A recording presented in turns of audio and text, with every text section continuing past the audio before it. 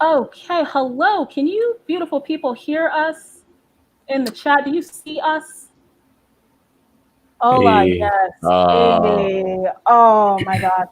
I would tell y'all about the tech issues that we just faced, but we got to keep things moving. We got to stay positive out here. So hello and welcome to the future of gaming and what happens next. I am your host and moderator, Ashlyn Sparrow.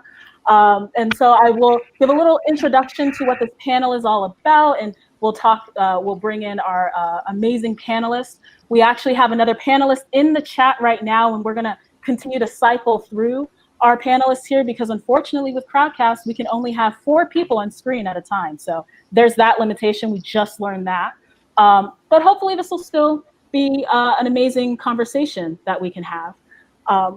And so, I want to bring up the fact that, here we are once again at a pivotal time in American society. And again, we're actually, talking about race, right? And again, we're in this decisive moment of politics and police violence and economics. And the game industry honestly hasn't actually gotten any better with all the game studios that have actually put money into diversity and inclusion. We're still kind of at the same place that we were 5-10 years ago. And, we want to move past this, right? Again, we're having conversations about diversity and inclusion. Again, we're having conversations about why representation matters. And my question is, when will we not have to have these conversations, right? Again and again and again. And I don't know if y'all seen like Doctor Strange or anything, but it feels like this time loop with like Dormammu. And it's just like, Dormammu, I've come to bargain. It's like, industry, I've come to bargain. I've come to talk to you all about all of the issues that we face. And yet there's kind of this blockage, this silence, right? So this panel is really to talk about how did we get here? What changes actually need to be made? How might we listen, trust, believe, and respect Black and Brown creatives? And also continue that conversation. And this is our moment to really move this forward. But a journey like this is difficult, right? Dr. Strange kind of was at it alone, and I feel like I'm kind of at it alone, but not anymore, right? We have an amazing group of people here tonight to help us think about the future of gaming and actually dream about the future of gaming. So without further ado, I'd love for our panelists to introduce themselves, and then we'll bring Jacob up to introduce him, and then we'll get it rolling. So Kevin, if you want to start. Okay, cool, man. Hey, what's going on, everybody? Really happy to be here. I am the owner and founder of I Play Games. Let me make sure I'm in it. There we go. Your turnkey solution for video game events and activities. And as you already guessed, we've pivoted to your virtual and online, but some people are just kind of figuring out. So funny enough, my experience and background very much has been on the event planning side, in addition to tournament curation and, of course, live streaming, actual events for gaming tournaments and spectacles in that particular way. And then the thing that I have been having a lot of fun with moving our business into as something that I was doing as a passion project. We provide workshops in esports and entrepreneurship for public schools. So funny enough, I'm coming from class, so a PlayStation background is behind this. So when I have to hide the games in front of the kids, I have to put this background of the website up in front of that. So I got a PlayStation running behind that. But no, I have a ball bringing esports to school. Funny enough, this is, what I was like in high school, someone who enjoyed competing in video games, bringing my GameCube to school. And this is really just my poor excuse as an adult to try to continue that as a professional career. So I have a lot of fun coming up with solutions for things like that as well. Wonderful, thank you. Derrick, you wanna? Yeah, my name is Derrick Fields. I'm a lead designer at Waking Oni Games, and I'm a lead content artist for Uplift Games, which makes some video games on Roblox. As far as my personal involvement in video games goes, I've been working on indie games for a few years now, releasing Onsen Master later this year, and have some more news to share later on with that and some other stuff. But my whole focus is to create video games that make representation normal and just feature Black and brown characters, and as well as wherever I can provide education to other kids and representation to other kids that they too can find themselves in the games industry and the path and how to get there. Awesome. Keisha?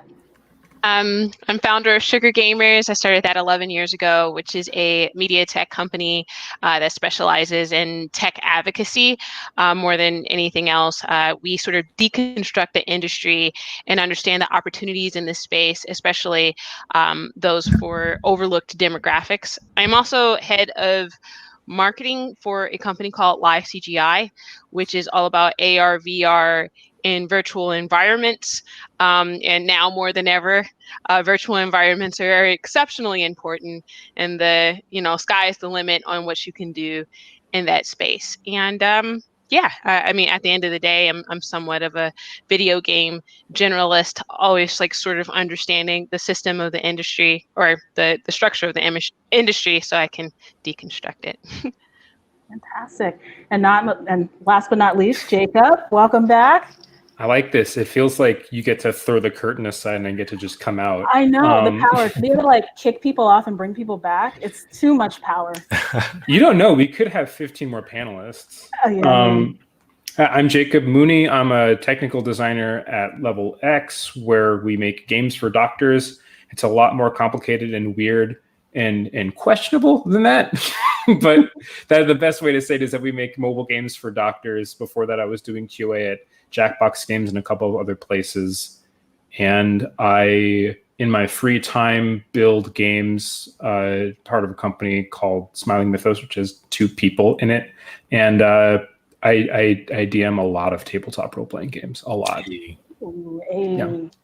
Fantastic. And my name is Ashlyn Sparrow. My day job, I'm the assistant director to the Weston Game Lab, which is at the University of Chicago. Brand new lab. I work with Dr. Patrick Jagoda, who I think is in the chat, woo-woo.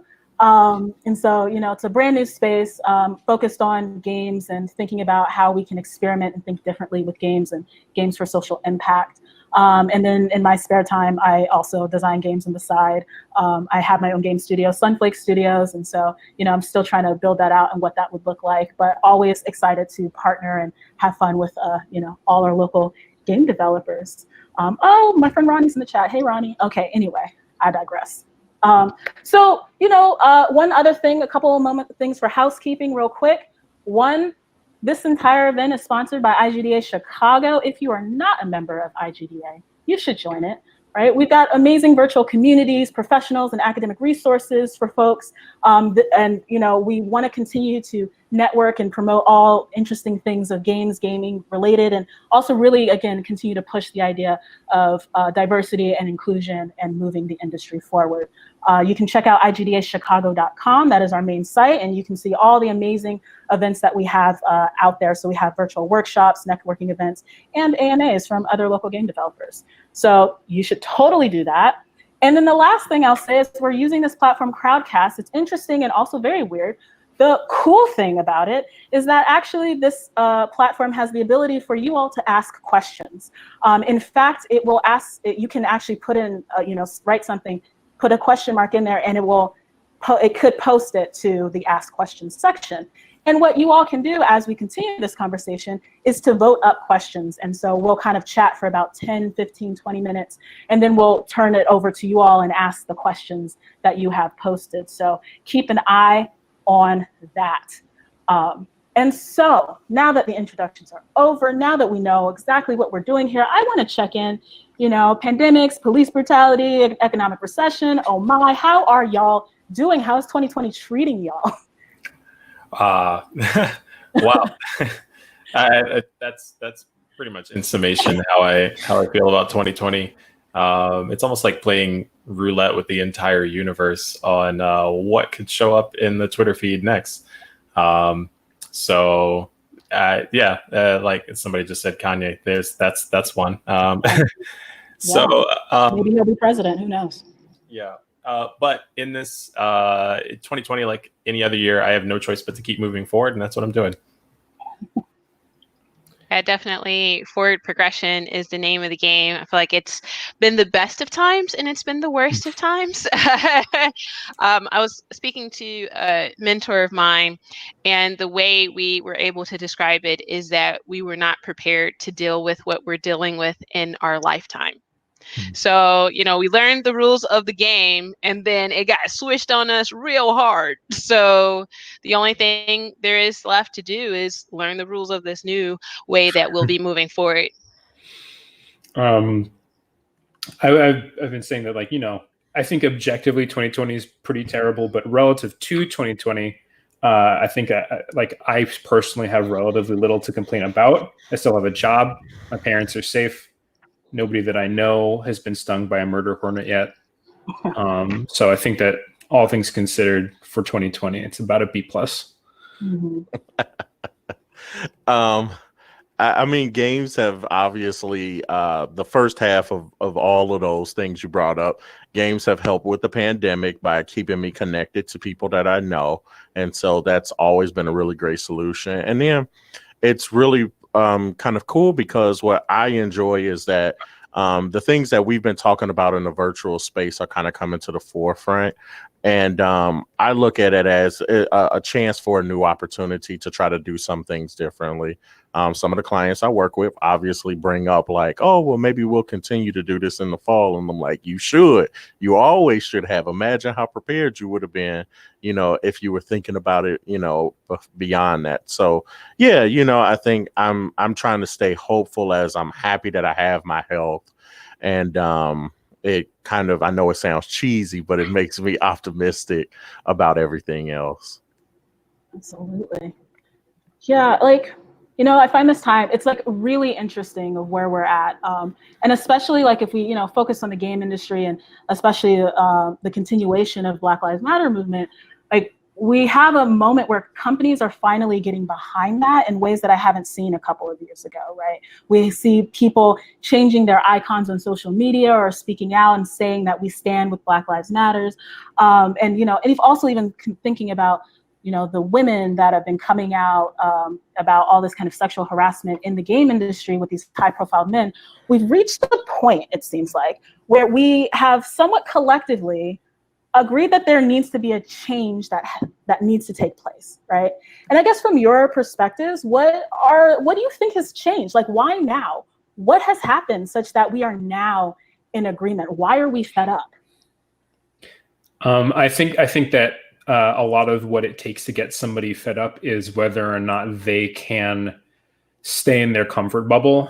And there's nobody who was in their comfort bubble in 2020. So I think it's really hard to be complacent because you can only be complacent when your personal life isn't being upended by what's going on. But between all the crazy things that are happening in 2020, between like gigantic locusts in East Africa and between kids in cages and then the fire in Australia and then all the stuff that's been happening in the United States, nobody's able to turn a blind eye anymore.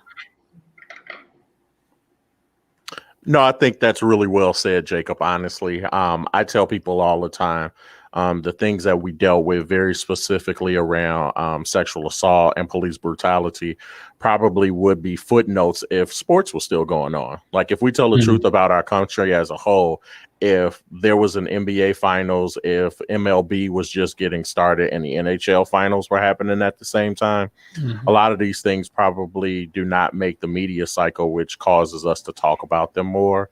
And I think that some people who previously beforehand not only were afraid to speak up are finding support from groups traditionally that, didn't act like that, who found them as non-issues. So, I think that, again, the state of affairs has brought us opportunity in this really weird way, but it's also caused us to reflect more about who we are and if this is the kind of industry we want to be a part of. Is it going to be fair for everybody? Is it going to be safe for everybody? So yeah, I think that's what's kind of gotten us to this point. I think you're muted, Keisha. I say, and then in combination with what Jacob and Kevin were saying, now that we cannot turn our attention away from things that are happening, it's affecting companies' bottom line. And let's be honest, that's what people care about is profits and revenue. So now that your ethics are going to actually impact your bottom line, companies have to actually change their strategies and how they market to a diverse consumer base. And video gamers are one of the most diverse consumer bases of any industry. So now companies have no choice, because they will lose money if they're not marketing in such a way that they can still access people that will pay for their games, even when they're being unethical. So like we know that we're not going to support certain companies if their their CEO or their executives are being, you know, racist or rapist or whatever you have. So I think that really changes and shifts the conversation, because as much as we want to be like, kumbaya, we're all going to have fun and like each other, it's really about revenues for these larger companies. And unfortunately, consumers drive that. And now we're more cognizant and more present than ever to what we're spending our money on. Yeah. Chiming off of all of that, there's to go last for everybody and saying all that, it's like, I don't know what else to say. Let me see what's going on. Right, this is going to be the continuous thing, y'all. No. I've now got a system. I'm kidding. No, you know, with all of this in mind, this is you know, the umbrella, this looming circumstance of everybody being at home right now, and all over the world, including this country, most people being displaced from work in a very unique kind of way. And so with everything surmounting seemingly at the same time, people are in a position where normally, if they're either preoccupied by work or preoccupied by whatever else might be holding them up throughout the day, this information is being fed to us constantly. And you have now no choice but to reconcile whether or not you are going to take action in these situations and be a part of a movement that is going to move past you, or continue to be complacent. And the latter is very, you know, very obviously not getting anybody anywhere. So I think that's why we saw so many people, you know, in mass being able to protest and being able to demonstrate in unique ways, whether they were out in the streets, whether they were providing community action, you know, all these other different solutions. And for Chicago, you know, included, that was an amazing thing to be a part of. Right, absolutely. So, you know, I got stats. I'm a pretend academic. I do work at a university, but, you know, I like data. So some numbers. This is also another reason why you should join IGDA. IGDA is, I feel like, one of the few companies that actually does surveys, organizations that does the surveys about the game industry and the state of the industry, right? And so when I found data on race, it was actually from IGDA. And so they had a survey in 2019. So we know that about 2% of game developers are Black. But we also know that there's an overwhelmingly large number of Black youth that play games. In fact, I'd actually say, from the Pew Research Institute, 83% of African-American teens report playing games, and that is compared to 71% of white teens, right? And yet, right, we have, you know, diversity and race and gender are not reflected in the hiring practices of these game studios, and also even what you see as you play these games and the avatars that you control, right? So let's talk about Black representation specific to the game industry, thinking about jobs, right? So you all are here, right? You all have made it in some way, right? Or that's what people are looking to us as we have made it, right? But like, honestly, what are some of the barriers that you face to get to where you're currently at, right? And what are some of the larger barriers that you feel Black people, Black creatives deal with all the time? Lack of resource. I can just tell you off the top, whenever I get ready to teach a class, it's unlike any place else where I get to straight up go, oh, well, hey, guess what, guys, hop onto your computer and we're going to link up together on this game, you know, using your high speed internet. I called a parent today for a student that's been missing, and guess what? I got that your subscriber is no longer, they don't need their phone, not even connected. You understand what I mean? You know, so we're talking about from a very basic level of access to resources that generally kind of get ignored. So we talk about having some of these nice programs, which is a really great start. Don't get me wrong. I enjoy how we've begun the discussions about teaching coding at early ages, but we have kids trying to participate in programs that from a home standpoint don't have access to the same things. And now, like, think about that in the meta form. Once again, for as far as esports and development goes, you're not learning about developing games because you're on a console. No hate to the console players in the groups or anything like that, but most of this stuff is very much carried out on high-end PCs that most kids' parents don't have access to. So in some ways, I thought it was really interesting. 20 some odd years ago, we brought up this conversation about the digital divide. And if you're anybody that comes close to the youth in any particular way, that not much has kind of changed in that. I think people consistently get confused when they see kids with cell phones, but those kids generally end up just being end users. We very rarely stop and teach them to be creators in the space that they do have access to, and the spaces that they do have access to already have limitations built into them. How do I teach a kid about becoming a professional streamer if they can only use the functionality that the PlayStation provides? You're never going to get no sponsors because you can't include nobody's logo from a PlayStation stream. You're not able to kind of participate in the same way. And, I would say instantly, how difficult would it be to become a developer if you never have access to a nice computer?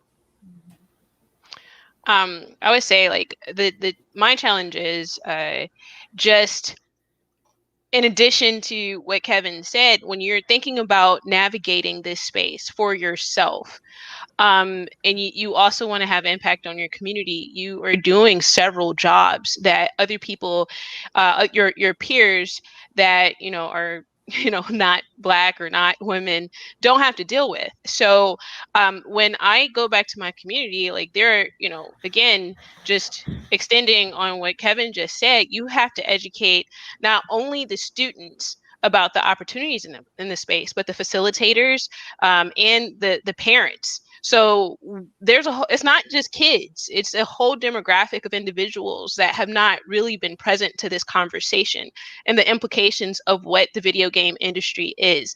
The video game industry generates $150 billion globally a year. And, we still have people that just look at it as and dismiss it as just this low form of entertainment, when you have individuals that are making so much money in this space and have so many career opportunities, and they don't have to simultaneously prove themselves in one space and then educate others in the other space. So there's a duality here that requires tremendous dedication, focus, and sacrifice. So the challenge of not having tangible resources like money and support make this exceptionally difficult, because then you have to find alternate ways of sort of navigating any sort of success in this space. And you're only one human being. So there's a lot there. There's a lot to unpack there, but at least that's been the thing that's been on my mind as of lately, like educating one space while trying to climb the ladder and the other, and proving yourself that you can be there when you don't come from a social economic or location space where you would have access to the equipment, to the education, to the resources, or to the money. So I'm unfortunately, and I'm not proud of this, I don't want to be one of the few Black women of ownership in this space. I don't. But it's very, very difficult to be in this space in a powerful way, and not come from a background where you're supported by your parents, or you're not worrying about money or your internet connection, or having a subpar education, or not having any teachers tell you about all of the opportunities that exist beyond being a pro gamer or a streamer, where you have to be online for 6 to 12 hours competing with millions of other people. So, all right, that's my soapbox. That's a great soapbox. Yeah. I mean, I'm going to echo what they said, because it's 100% resources and the accessibility to those resources. And being able to, even when you think in terms of how can I give back to a community and wanting to, say in the case of this conversation, wanting to teach other Black children that they can get involved in this. That is a small to large uphill battle, and comes with all these different components in how you can get that to those kids. There's absolutely somebody on the couch right now playing Final Fantasy or Street Fighter or something, and pondering the same things that I pondered in one moment, where you have that shift and you realize that other people made this. And there might be somebody who has that thought, and they can go to their computer and Google, how do I get involved in video games? And then there's the other kid who can't. And how do we reach that person so that they can change their lifestyle and they can change the future that they want to bring? That's the hardest part. My own accessibility into this was very, like, echoes what Keisha said. I did not come from a family that had a lot of money, and that created its own challenges in wanting to get involved in the industry. I think much like the economic growth to Black individuals overall, it puts us, upwards to a generation behind in being able to get access to the industries that are normally paved for white individuals. And so for somebody like myself, whom, I'm in my 30s now, and I feel like I just got to a point where I can very tangibly and proudly say that I'm involved in games, when now we have, we're in a time where there's a lot of students that are being able to exit grad programs and bachelor programs with experience in games. And that's amazing. That's really wonderful. I'm glad that there's more colleges that are normalizing games as an industry that people can get involved in. But there's so many kids that can't afford to go to college. College is a scam. Shouts out to the educators on here. I struggle with this all the time. People ask, like, should I go to college? And I'm like, you know what I mean, though. There's there's like the global part of it, the bigger picture of it, the amount of money that you have to pay to get that access to resource, and choosing to, okay, well, if I can't just pay for college outright, I have to get all of these different loans. I have loans I'm going to be paying for the rest of my life because I chose to do that. And that part right there is like, that's problematic. For the individuals that want to be able to get in college, we need to recognize that there are large groups of people that are living in underfunded neighborhoods without the resources to gain that accessibility, to gain what will create equity for them in the generations after them. So part of this question was about, like, what can we do to improve Black representation in the games industry?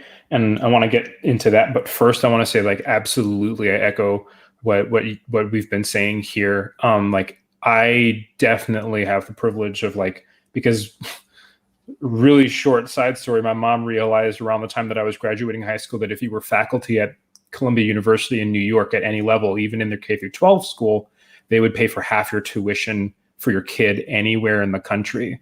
So I had the privilege of being able to go to college. My parents put me through all of college, and that is like, I wake up in the morning and I go, thank you so much. I don't know anybody who I know very, very, very few people who have actually, like, paid off of their college debt. And, on top of that, I have the privilege of, like, I do not have a Black name. I do not talk Black. I am light skinned. That even then it took me, like, many years of being in a gaming adjacent job to kind of, like, squirm my way into the games industry. So it's hard. There are lots of barriers, but on the subject of, like, what do we need to do to, like, improve the representation that we have here, I don't know if people saw the article that Polygon wrote about Cards Against Humanity.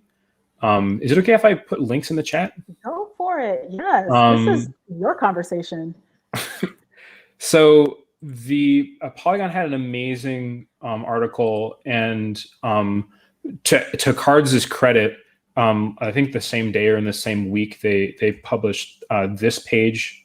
So this is just the interview that they had with Polygon in full.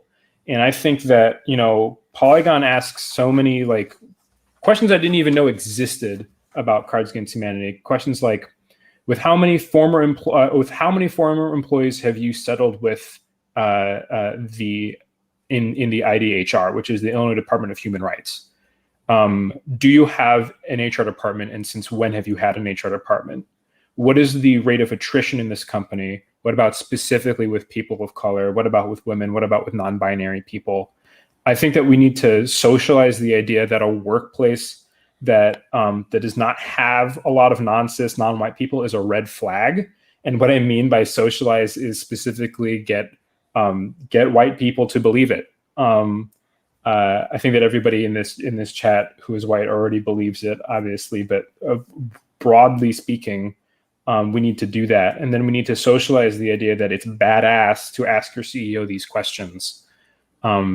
Obviously, I don't want anybody to lose their job asking their CEO like questions that would be construed as like arrogant or I don't know, uppity is a very loaded term, but that's what they would call it. But you know, if you get fired by somebody who gets upset by somebody asking a diversity related question, it means that you were already being discriminated against, and it probably means that you were being underappreciated and underpaid already.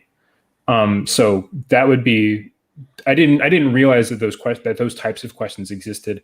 I know that, you know, at Level X, I interview a lot of people for jobs. And if they asked me a question like, how many times has Level X settled with somebody in the IDHR? I'd be like, 1, I don't know. It's way above my pay grade. But number 2, I want to know more about you. I want you to be my coworker if that's the kind of heat that you're going to be bringing in the workplace in a diversity mindset.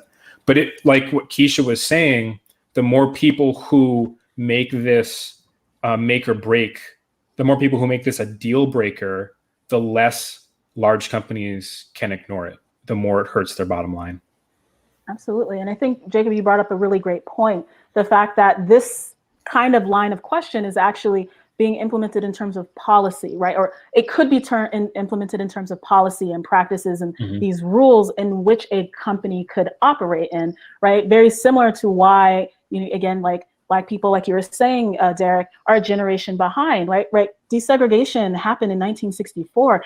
And yet, even though that law was passed, there were so many laws and practices that kept things separate but equal, right? And the amount of money and energy that was put in to keeping things separate but equal has pushed a whole generation behind. And so we need to really start looking at what are those rules, those laws, those systems that actually cause harm and prevent people of color entering to the space. And I also want to include folks in the LGBTQIA community, right? We want to take an intersectional approach to this, right? This is where we start the conversation and how we can move forward. So that's perfect. Any other thoughts about that? Any other specifics, like what are some of the tangible things that, you know, we can do and improve in our companies? I think, Jacob, that was a great example. No, what would you like to see? I mean, I love that this conversation is happening. I love that Ashlyn is doing an amazing job playing literal chat roulette. Oh, thank you. I am like, I'm trying it. I'm going to move to the next question. We're going to, like, you know, keep playing this game. I do love games so very much. Oh my gosh. Don't even get me started. And so I would also just kind of like, you know, things are hard, things are heavy. And I actually do want people to sit with this, right? Things are uncomfortable. And because things are uncomfortable, we can actually maybe start making change and realizing it's not good for everyone. I would like to kind of hear what, you know, advice would you give to the people who look like you and who want to get into this industry? What are those kind of, you know, ideas, advice, pieces of hope, just being 100% real, giving them the tea, whatever you think they need to hear to kind of thrive or survive in this industry? Yeah. You know, I can, this is speaking from personal experience. And so this might be a little specific. It might relate to Jacob and Kevin. But one of the things that I ended up doing and what I would suggest is absolutely invest in the communities that you're interested in, and not invest with your money, but invest with your time and participation in any way that you can. And so if there's an event going on like IGDA, when I first moved to Chicago, I had no idea what other games industries, if any, were involved. Going to a Google search, it listed 5 AA, AAA companies that would not accept my resume, no matter how many times I applied. And so I started going to events. I started going to anything that had the word video games involved, and participating with the other individuals that are there. Like any other Black individual in a conference, an event of some kind, it's walking into the room and counting how many other Black people are in that space with you and making an immediate connection with them. Unabashedly, I would ask, hey, we're the only 2 people here. Sure, you already noticed that. So I would just want to make it known that I'm interested in connecting and knowing who you are, then some. That's one of the things that helped me in the physical space. I applied the same thing to Twitter, and Discord and Twitch, following Black streamers, following other Black creators on Twitter, and conversing with them in a way that just shows that I'm here to support and that I'm interested in what they do. And inevitably that favor gets returned. This is what's led me to the connections that I have, the people that I work with, and the company that I'm now in. Yeah. I totally agree with that. And also, just having, and I second the idea that if you can't invest your money, if you don't have the resources, because obviously if you have the resources, things get a lot easier for you. You need to be able to invest the time, which, time is money. I get that. But just being able to be in the room is amazing. And I know personally that if, I don't support like just sending random messages to just anybody, but like if you know somebody who is a creator that you admire, if you know somebody who is just a creator who is of the same background as you, and you like, if somebody asked me, hey, what are the studios that you know about that are like diverse, or at least have an eye out for diversity, I would turn around that email like in an instant and be like, oh my God, I need to give you all of the resources that I have. These are studios that I've heard good things about. These are studios that I've heard bad things about. Good luck. I don't know if I can, I don't know what else I can do. Like, obviously you can't recommend somebody that you've never like worked with or anything, but I would reach out to people, because chances are that one of them is going to try to help you in some way. The thing I usually try to impress upon people who are asking about being involved in the industry, I usually get a little bit of a different, a different person kind of asking me, primarily because what I do does not have an educational background. There's no education you can go after to get this. And so more times than not, my lessons for students, some of the young ladies and the young men in my classes, I always tell, be a problem solver that thinks outside of the box. Capcom has never approached me for any of these tournaments. I thought about a problem that we had. I thought outside of the box on how we could bring this service to people. And that's how I got involved in the industry. There was no person that I could go to and ask them to hire me. There was no hiring process in a lot of ways. And I know it's funny now, me and Keisha look back as if we are super successful. No, like we made it, we look back. But no, I think one of the things that we look back at now in 2020 was that in 2009, there really wasn't a group you could go to and say, hey, I want to learn how to be on this side of video gaming, beyond, because all adults could tell me as a kid was how to make video games, which I had relative interest in. But once again, I've been bringing games to high school for years. This is who I am. That's not going anywhere. I always tell people gaming does a really cool thing. It gets kids to sit down, think about problems, and without any reward built into it, they sit there and solve a problem. They don't need to be coached into it. You don't have to watch them, and you can carry over that same skill. It's a transferable skill. If you look at your gaming community and you look at things that you want to make better, I think the beauty of today's world is that we're growing voices for minorities. whether that be the color of your skin, whether that be, your preference or who you are, man, woman, any of those things. That ability is growing. Your voice is growing to be heard. So yeah, no, come to the table solving problems. And I think you'll find a way to make a profession out of this. I think my answer is a lot more intense. Yes, we come from a demographic where we've dealt with oppression and racism and sexism and homophobia. However, video games is one of the competitive industries there is. You grow up and it's like a dream job. So, understanding that you have to do good work in order to be in this space, or you should have to do good work. That doesn't necessarily apply to everyone, but it is a competitive space. It is like sort of a dream job for many people. Also, being definitive in what it is that you want to do in the video game industry. If you break down the video game industry into marketing and then technology and then creation and then administration, there's so many different aspects to being in the video game industry, and like getting to that point of understanding exactly where you want to fit in is imperative. The sooner you can like understand that about yourself, the better, because there's just so many routes to go. And then, I might have to disagree with Jacob here a little bit. Sending random messages when you have a definitive focus and you understand the value you provide in a competitive space is actually highly effective. And that's why I am here today. I sent many random messages 11 That's years very ago. True. And, surprisingly, there are people who really want to help and share their knowledge, because there is no education for this. So how do you get more new faces into this space?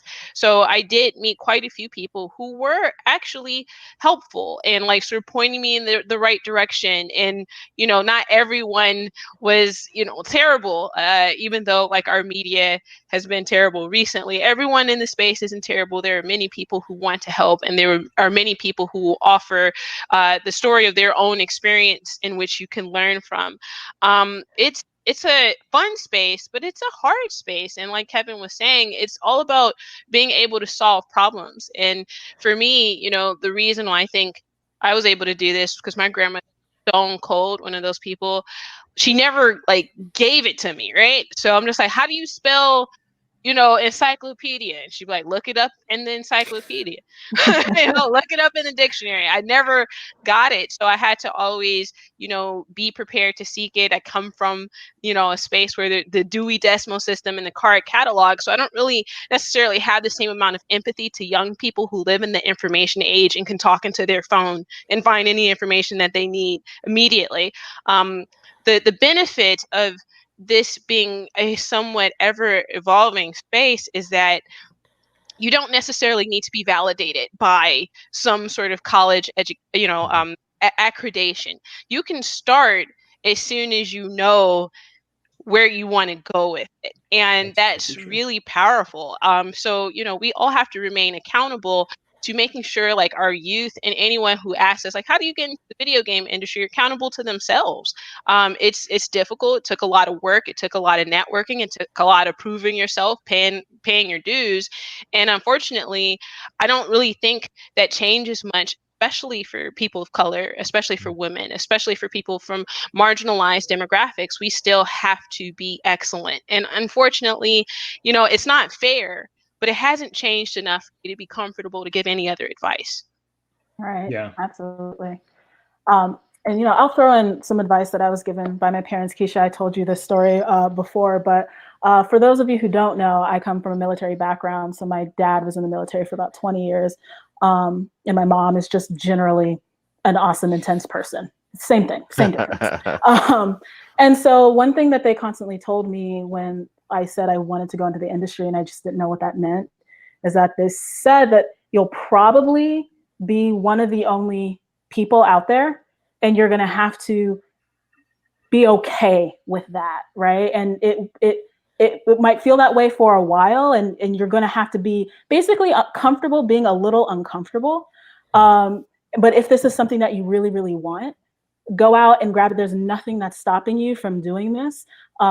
The only thing that will stop you really from continuing to push on is you saying, I can't do this anymore, right? We know that there are so many barriers in the industry, and that, you know, there are racist practices and all these other things that keeping us out, and like go in knowing this, and so that when you see these things happen, you can recognize, you know, this isn't a me thing. You don't have to internalize it, but you can recognize a microaggression or like a full scale macroaggression for what it is, and then figure out like, how do you want to kind of handle this, right? But it's not to say that, you know, everything is all negative. You actually will be surprised about the types of allies you can find in the space, allies who do look like you, and then some allies who actually don't look like you at all. And how do you, you know, manage that, and how do you work with that, and, you know, grapple with the fact that, you know, hey, you can thrive if you really try and put your mind to it. So that's the thing that kept me going, because that's the thing that the Sparrow parents have drilled into me. And that being said, you know, we could probably talk about this forever, but we're at like minute 45. And I, as moderator, must be, you know, respectful of your time, respectful of the people in the chat's time. And so I think that this is an excellent opportunity for us to turn it over. Look at some of the questions that we have in this questions and answers section. People have been voting. Oh, this is great. Let's just go from the top. So we have a question actually from Ross. Hey, Ross, IGDA Chicago chair. What is something allies can do to be a positive change, force for change every day, not just every once in a while? Or what is something that they should stop doing? When this chat ends, what should they do next? So let's think about that. Let's start answering that question. I think that anybody who is currently in the games industry can do start asking the questions. Maybe not walking straight up to your CEO and just asking them cold, how many times have you arbitrated with, like, that might not be the way to go, but start building a culture. Like, you can build a culture where you work of acceptance and diversity. And it doesn't matter if you're not an expert on the subject matter, as long as you have the right attitude, which is an attitude of learning, an attitude of knowing that you are going to mess up. To think that you aren't going to mess up is a different kind of arrogance. And also playing it so safe that you never mess up is the same as not engaging in the discourse at all. So if you are the type of person who is looking around your workplace and you see nothing, you're a cis white guy and you look around and you see 40 other cis white guys, you can go to your friend and say, hey, this is something that I think is important. And, you know, they'll tell you if they think that you're correct or not. And you can start a conversation, starting a dialogue within your company.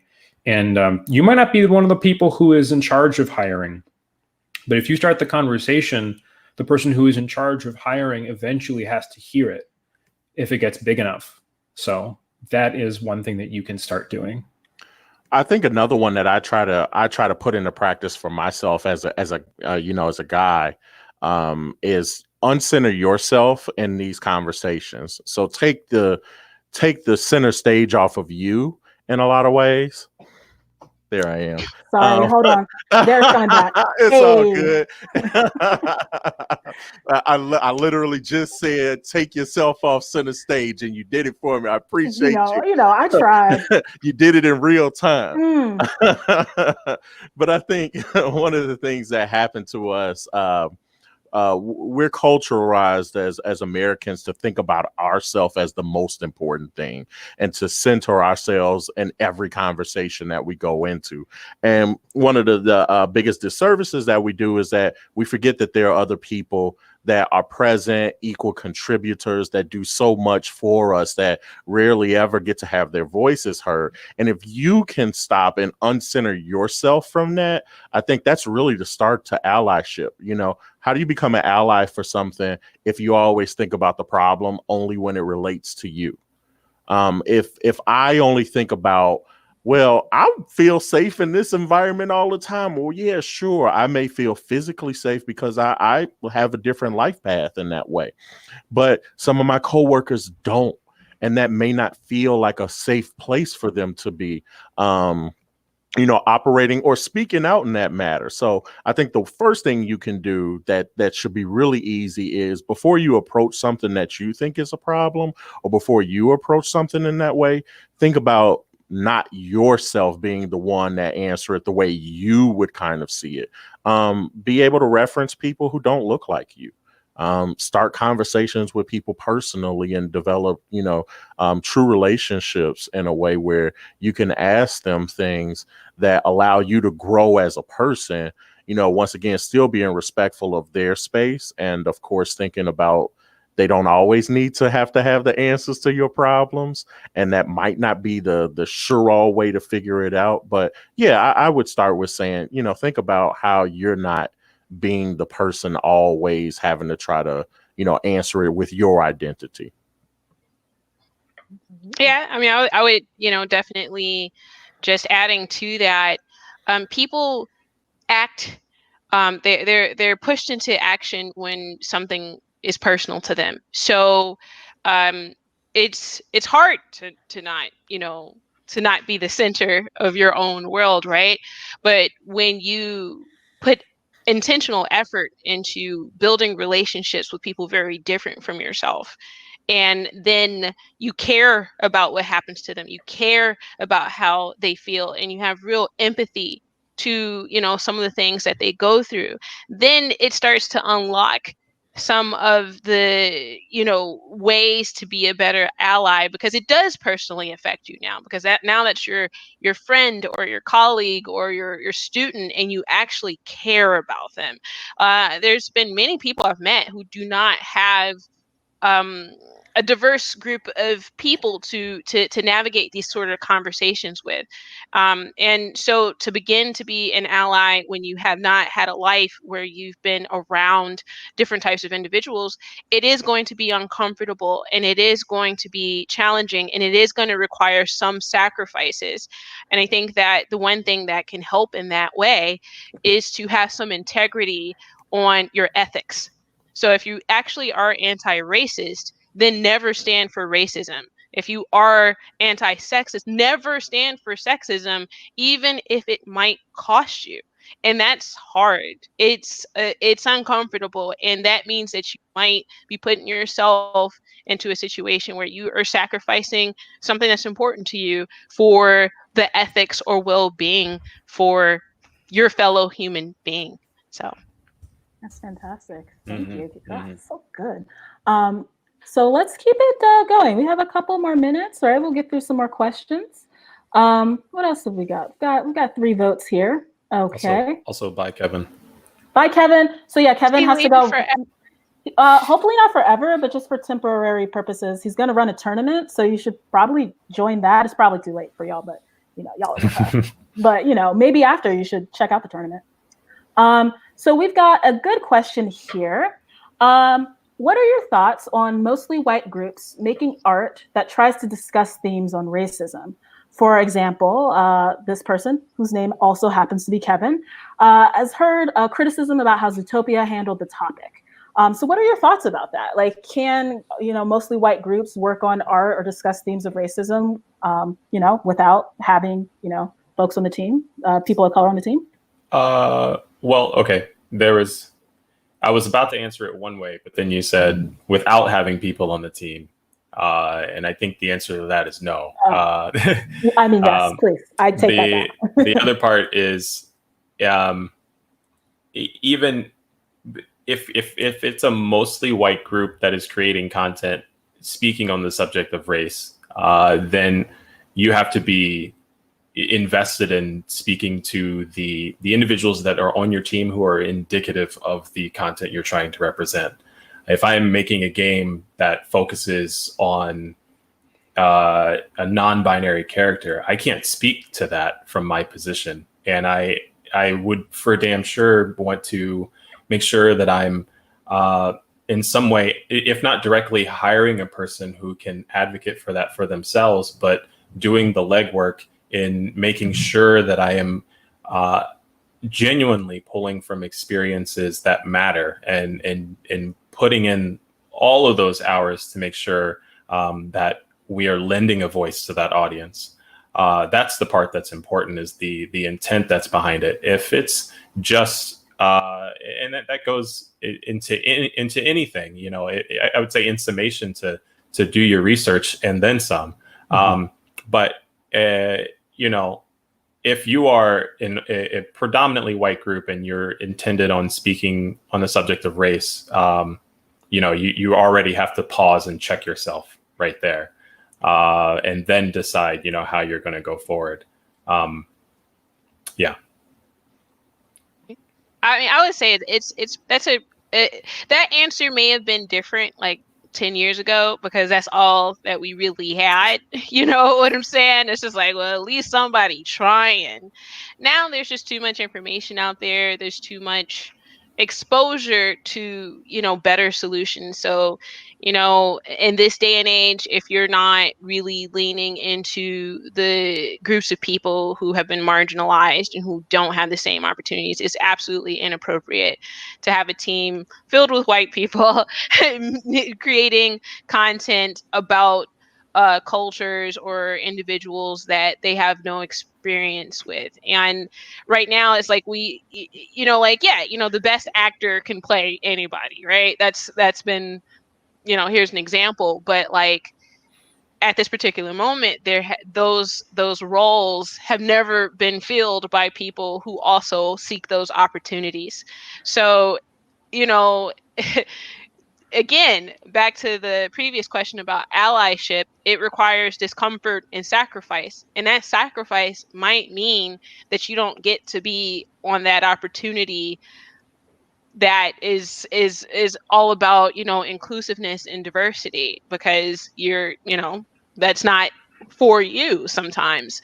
But it is a chance. It is a chance to uplift someone who is talented, that is different from, you know, the group, and give them an opportunity, because it's been a very slow process. Like, it is crazy that we're living in 2020 and we have some of these issues that we're still talking about.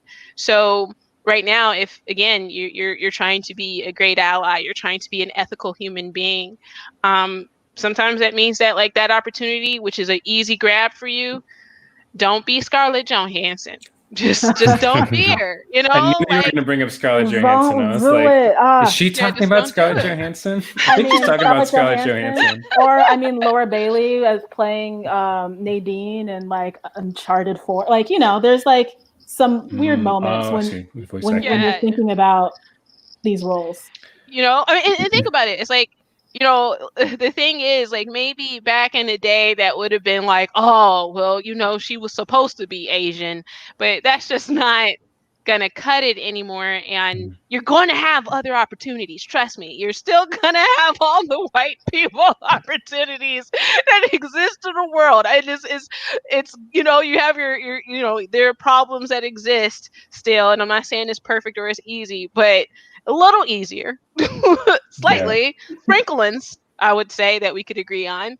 So yeah, just don't be, you know, Scarlett Johansson. Don't be Scarlett Johansson. Yeah. Hashtag don't be Scarlett Johansson. That's it.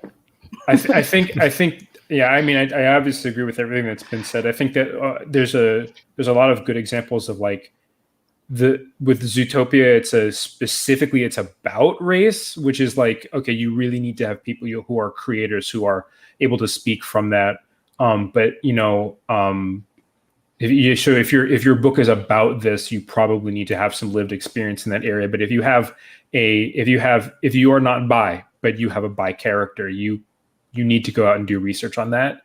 You need to be able to take the book and before it is released, hand it to like 100 people who fit that demographic and say, would you be comfortable with this going out? You're like, am I doing any serious missteps? Am I harming this demographic? That's the one thing you don't ever want to do if you are somebody who is trying to be positive and be representative. I love this movie, Kubo and the Two Strings, that is made in the style of like Japanese folklore. It doesn't actually follow any one specific Japanese folklore at all, but it like grabs from it a lot.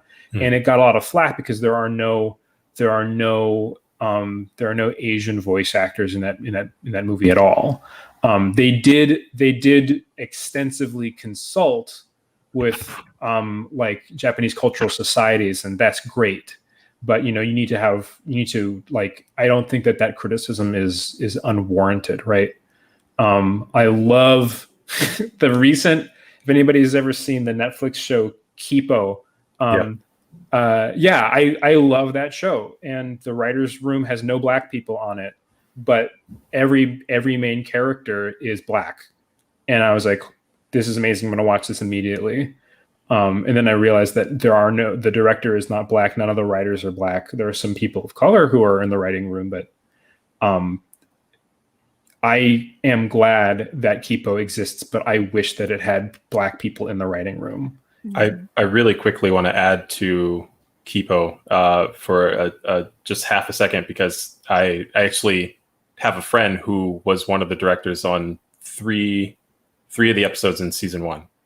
Chase Conley, if you go look at like 369, and they're a black individual that it's not my position to speak on their experiences within DreamWorks, but it was enough for them to be very frustrated with being a black individual writing on experiences involving people of color in that space, which is an entire conundrum. And so, the last thing I would say is, if you're intended on advocating for black individuals, people of color, LGBTQIA, advocate for them, uplift them, and then give back. The end goal isn't that you just want to tell a story that borrows from other people's experiences and then only you profit off of it. Absolutely. I actually add to this just a little bit. Like, I want to complicate this, not what you all said, but kind of thinking of this idea of like not mostly white people talking about racism. I think it's important to tell your story, right? If you want to tell a story, tell your story. Tell your story about racism. And it might not actually be about you all dealing with the racism, but it might actually be about you causing the problems of other people and like realizing, hey, I've been causing a lot of problems and I need to stop. Haven't seen that narrative like ever. There's always this narrative of like, a white savior that comes in and saves all the brown people from all this like racist nonsense. But it's like, well, like, why don't you tell your specific story and not tell other people's stories, right? Go and uplift other people and help them tell their own stories. If you have the power, give up your power to be able to, help and advance other people. But if you're going to talk about racism, then you really, I think, should interrogate your role in that, or the roles of the characters in that, and maybe tell that story, because that could actually be really interesting to help, maybe fellow white people to say, hey, we should not do that anymore. Let's do 2 more questions. We've got more questions that just keep rolling in, but we're at an hour. I want to make sure people, have their evenings. Okay, so great question from SDNIA. What can we do for the South and West Sides? I'm assuming of Chicago. Oh, that's a woo. I know. Like we're gonna have to go back to history and systems, and then we need unpack a time all machine. of that, and then we got to go talk about politics and like money and education systems. That's a. I'm gonna let Jacob and Derrick answer that. Oh, no. Y'all go ahead. That's a dense question. I'm not even. I'm originally from New York. I'm not even from this time zone.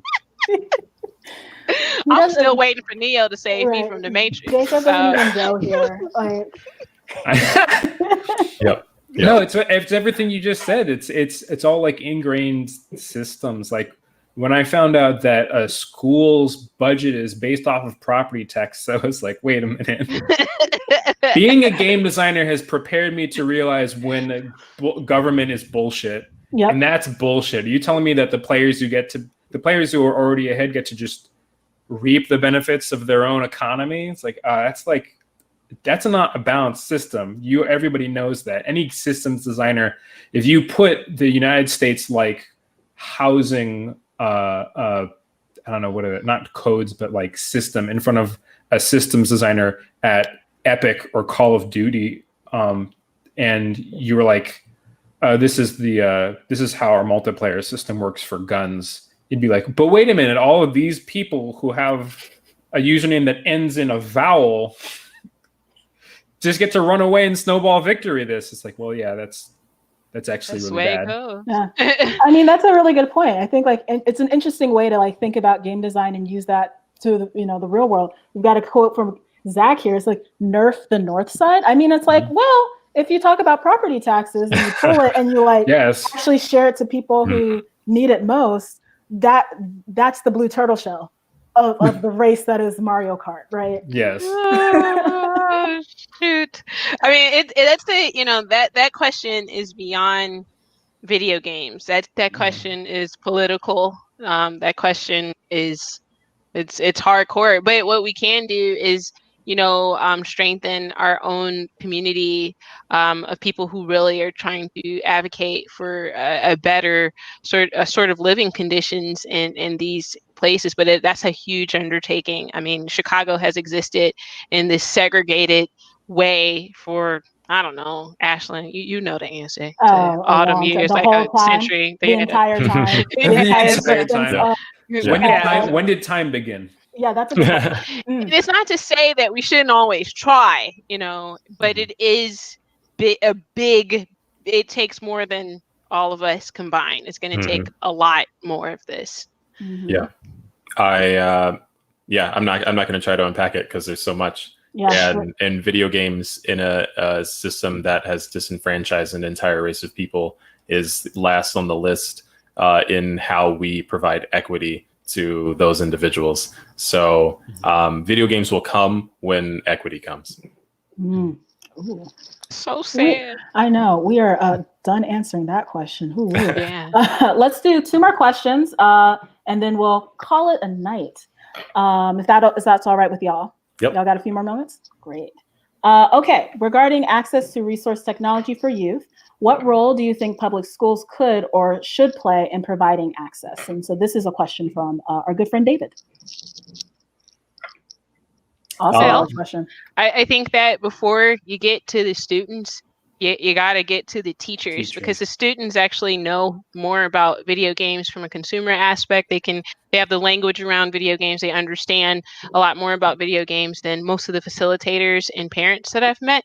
So like as adults, there needs to be a process of educating in that space. And I don't, it's like kids are already beyond it.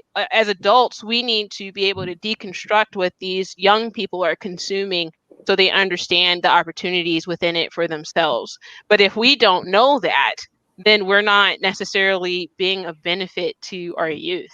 They are already they have a smartphone that they can speak into, and it teaches them things. So as parents and as teachers and as facilitators, we need to take that interest in this space and be able to expand upon it and blow it up in a way that's really productive.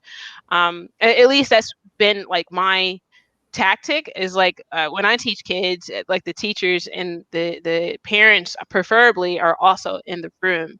Otherwise it's just me and the kids, and like the teachers are just like, oh, I didn't even know that this was a real thing. I'm like I'll talk about little Michaela or XR or those sorts of even more progressive hardware and software that's used for video games. That video game technology, the Unreal Engine can create graphics that are so lifelike that it's indiscernible to the human eye. And you got little girls that still want to be models. We need adults to be like, you need to learn how to design a model because you're going to be obsolete. We have little Michaela. So like, what are you doing? Anyways, enough about my soapbox. Y'all know more. Y'all know. I love your soapbox. It's been a long time since I was in a public school. But like when I was in public school, we had the Scholastic Book Fair and big, huge CRT monitor computers in the library.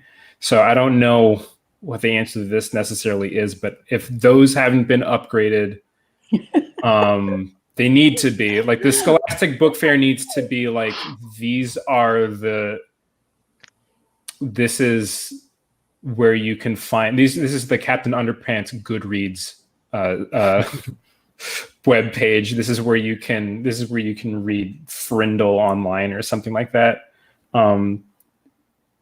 I think that weirdly, COVID is probably going to force that on people, right? Like, I don't know what's going to happen. I know people who have significant others who are teachers in the Chicago public school system, and I know people who are in the Chicago public school system, and I don't know what's going to happen in fall. I don't know if there's going to be another strike. I don't know if they're going to try to put people in those buildings, but it's not an unsolvable problem of like how to do classes from home, how to do classes remotely.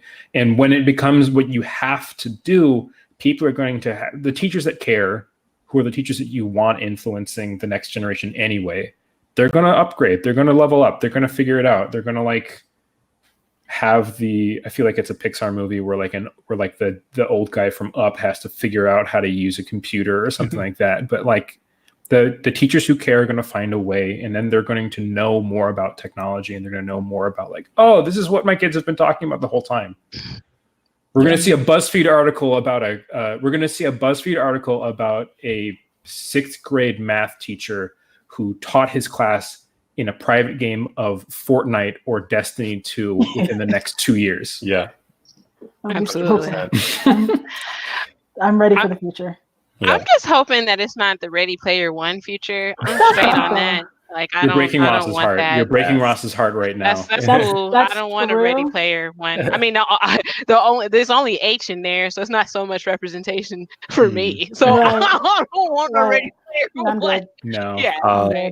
Coming from the position, I'm a stepdad of a 12-year-old, and we are very much involved in the school experience and that aspect of it. And one of the things I can definitely say is that kids are much more resilient and intelligent than what some teaching systems might take them for. Kids, as far as a 12-year-old goes, he has adapted to an environment that was largely online for the rest of the school year, and making that normal for that time period. And so, I think the parents are, the parents have to trust in the fact that if we've normalized institutions as they are today, that we can create new habits, and people will learn, teachers included. As far as resources go, and that, I circle back to the previous statement that I made in summation of, the last question that was asked. But, that again, it's making certain accessibility to resources as normal as textbooks being present in school. And so for the schools that have, I got to demo a game at a school. I forgot the name of it, but it is right next to the it's right next to the pier, Navy Pier. What am I talking about? I live here. Wait! You've been outside? No, not recently. Oh my god! This was 2 years ago. I was asked in January. if I could visit a school. Yeah, yeah. I was asked if I could visit a school and demonstrate my background in gaming to these other kids. And my son, he goes to a school here in Logan Square. This school is, like I said, it's out next to Navy Pier. It was in its own boxed-in sort of community, private parking garage, everything. And you walk inside, and there are TVs on TVs. Every kid has an iPad. I signed into an iPad, whereas at my kids' school, we're just signing into a sheet of paper. And I'm not saying that every school needs to have iPads and 2 TVs in their classroom like the one that I stood in, but I'm saying that creating a baseline for resources and giving that to all those schools and making that a mandate, not making it a difficulty to acquire. It is like, this is the iPad you guys get, or this is the Chromebook that you guys get. And yeah, like you said, Keisha, giving teachers the exposure to technology that their kids are going to surpass them on and fly by the time that they finish that school year. They're going to start the school year with a fifth grader, and at the end of that school year, that fifth grader is going to be talking about completely different technological advancements than what they were talking about at the beginning of the year. Moore's Law. Moore's Law. Boop, boop, boop, boop, boop. Okay, last question. My favorite question. This comes from Christopher Adams. I like this person. I'll say, I hope that they have money and they're willing to give us all of it. Okay. What kind of money, realistically, do you think it would take to create a powerhouse Black-owned and operated game studio? And do you think there is enough Black talent to fill every area needed in a game studio? At least $10 million, and no. I think that the answer to the second half of the question is yes, if you are having a significant portion of your workforce be working remotely, right? And then also if you take which this is the thing about this question, which is really hard, is that if you did that, you would be reducing diversity, because you'd have this one place instead of having like it's hard to balance. Like, all of these creators under one roof would be amazing. They would create games like you would never see ever. But also, I don't want this studio over here to not have a single person of color in it. Like, even if would you trade a single studio with 100% Black people in it for like no other studio having any Black people in it? That's a really hard thing to weigh. Yeah, I love that, Jacob. I think that at the end of the day, we've created safe spaces for Black people. We've created safe spaces for women because we've had to sort of recover from the fact that, it's just very difficult being in an oppressed position. But at the end of the day, I definitely stand for diversity and equity.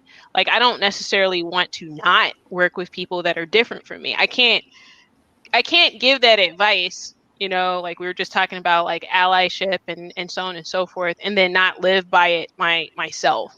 I have to also lean into people that are different from me. Just because I'm a Black woman doesn't mean that I am the master pinnacle individual that knows every single thing about diversity. I know my story. And, right now that's what's, I guess, on trend, but there's still so many different other aspects of diversity that we don't think about outside of race and gender and orientation. And there's so much for all of us to learn to create a really robust working environment. It's not so much that we need a all Black situation. We need equity. We need resources. We need an opportunity to be in the same space and treated equally, and not having to go through all the hoops to prove oneself. So, I don't think that, and also in addition to that, even though working remotely does have its advantages, most of the individuals that do have the experience necessary to have a high impact team in video games, they've been in the space for a while and they've had to learn how to work within it. So I'm not necessarily sure that that's possible with the type of talent you would need to create a high impact game studio. Also, games are freaking expensive. Games are freaking expensive. They really are. A big Christopher Adams.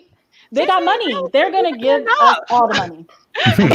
a big part of the question, right, is how you define powerhouse, right? Because if powerhouse is Call of Duty, which is actually 3 studios stapled together, no, it's way more than $10 million, and the answer is no. Oh yes. Way more than $10 million, and way no. I see in the chat he's talking about ownership, and I think that's an important part of things. But even with that aspect, I still think that diversity needs to be a part of that. But the opportunity needs to be there to even get to the ownership, right? So, and that's what at least I've been trying to work on. And I'm just like, is there any way that this game organization will be sustainable?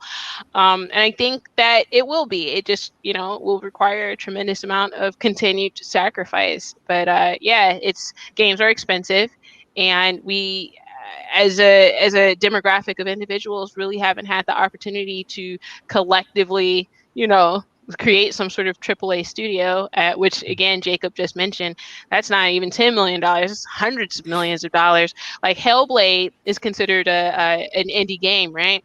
And that was $10 million plus like what, 50, 40 people? Yeah, Hellblade has a fantastic GDC talk about how they were AA. They were like, we had to do this. We had to take our biggest conference room. We had to gut it. We had to do a DIY mocap, and like, it still was millions of dollars. Mm-hmm. That's doing it cheaply. Yeah, $10 million is cheap for a game. Like, I'm sorry. I was very ignorant when I came into this space. I mean, I still am. There's still so much to learn, and I'm just like, oh well, if you just have the passion and you work really hard and you're creative, then obviously you could just make a game on your own. Sorry. Sorry, my bad. I wanted to add into that because the scale of it was also kind of something that stood out to me, and similar to what's been said here. So it can't be one and done. I don't think there should be a singular mecca of sorts, especially on a AAA scale. I think AAA studios need to diversify themselves. Overall, that needs to be revamped from the ground up. On the indie game scale, let's use like Supergiant Games, for example, or Double Fine Studios or something like that. I think those kinds of spaces are absolutely where something like this could thrive, and something like this could lend itself to a community in the way that those studios are doing, creating games that you don't normally see, and creating experiences that you don't normally see. I'm personally invested in doing this and invested in creating this environment. And that's the entire focus of Waking Oni Games, is to build experiences that are about Black narratives with a studio that is predominantly Black individuals.